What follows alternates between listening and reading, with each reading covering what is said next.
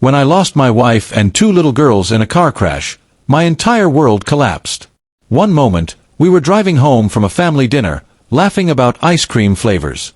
The next, I was waking up in a hospital bed, my body bruised but my soul shattered. My wife, Maya, and our daughters, Lila and Sophie, didn't make it. Their laughter was replaced by silence, the kind that never really leaves you. As I lay there, barely holding it together, my parents came to visit. My mother sat by the bed, looking uncomfortable, and my father just said, "Son, we're sorry for your loss." Their words were flat, emotionless, rehearsed. I wanted to scream, to cry, to beg them for some kind of warmth, but instead, my father cleared his throat and said, "By the way, your brother's birthday is next weekend. You'll come, right?" I stared at him in disbelief. "Dad, my wife and daughter's funeral is next weekend.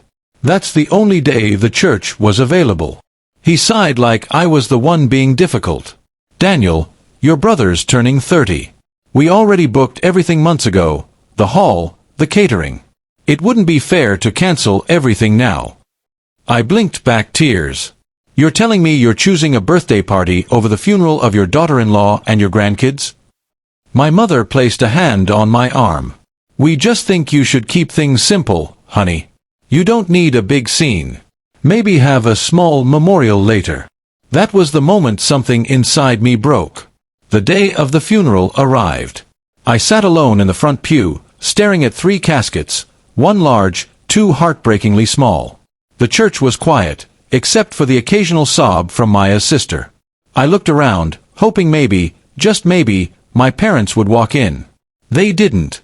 Instead, they were at my brother's birthday party. Photos started appearing on social media that afternoon. Balloons, cake, my parents smiling, champagne glasses raised.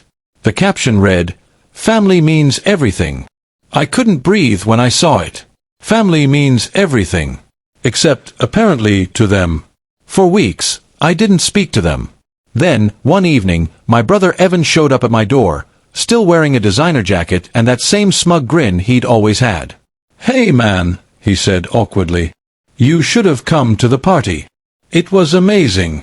I clenched my fists. My wife and daughters were being buried, Evan.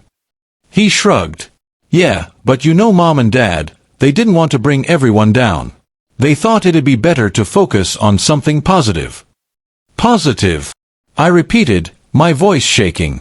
"You call celebrating while your nieces were in caskets positive?" He looked uncomfortable. "You're taking this too personally." That was it. I slammed the door in his face. Months passed. I cut off contact with my family completely. I went to therapy, threw myself into work, and slowly tried to rebuild a life from the ashes of what had been taken from me. Then, one afternoon, I received a call from a detective. "Mr. Hayes," he said, "we're reopening the investigation into your family's accident. There's something you need to know." My heart stopped. "What do you mean reopening?" "The crash wasn't caused by driver error," he explained. "Your wife's car was tampered with, the brake line was intentionally cut." For a few seconds, I couldn't speak. My entire body went cold. "You're saying, someone sabotaged the car?" "Yes," he said. "And we've traced the garage she visited 2 days before the accident, a small auto shop owned by your brother's company." I dropped the phone. My brother. The one my parents worshipped. I drove to the police station, my mind spinning. The detective showed me photos, reports, it was all there. Evan's business had been struggling financially. His car part supplier had been under investigation for fraud. The mechanic who worked on Maya's car was connected to him. When they arrested him 2 days later, I sat in my truck outside the courthouse, shaking. My parents arrived soon after, pale and frantic. My mother ran up to me, eyes wide. "Daniel, please, they're saying awful things about your brother. Tell them it's not true." I looked at her, my voice low and steady. "It is true, Mom. He's the reason my family is dead." She gasped. "No, he wouldn't. The evidence says otherwise," I said coldly. "And you defended him. You all did. You threw a party while I buried my family. And for what? To celebrate the man who destroyed them." My father tried to speak, But I stopped him. You chose your favorite son over everyone else. Now you'll have to live with that. As I turned to leave, my mother whispered, Daniel, please, we didn't know. I paused and looked back. That's the problem. You never wanted to. In the months that followed, Evan was charged with manslaughter and reckless endangerment. He confessed to tampering with the car in an attempt to borrow parts for another client, promising he'd fix it later. He didn't mean to kill anyone, but intent didn't matter. My parents tried reaching out, leaving voicemails filled with apologies, excuses, tears. I never responded. I sold my house, moved to another state, and started volunteering at a grief counseling center. One evening, after a support meeting, I sat alone by the ocean with 3 lanterns in my hand. One for Maya, one for Lila, one for Sophie.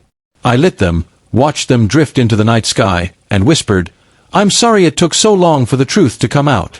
The next morning, I received a final letter in the mail. It was from my mother. Her handwriting was shaky. You were right, Daniel. We chose wrong. We lost everything because of our blindness. Please forgive us, even if you never see us again. I folded the letter and placed it inside a photo album next to a picture of Maya and the girls smiling at the beach. I smiled softly through the tears. Sometimes, truth doesn't come when you want it. It comes when the world forces it to, painfully, relentlessly. And when it does, it doesn't fix what's broken. But it makes one thing clear. Some goodbyes are permanent, and some are necessary.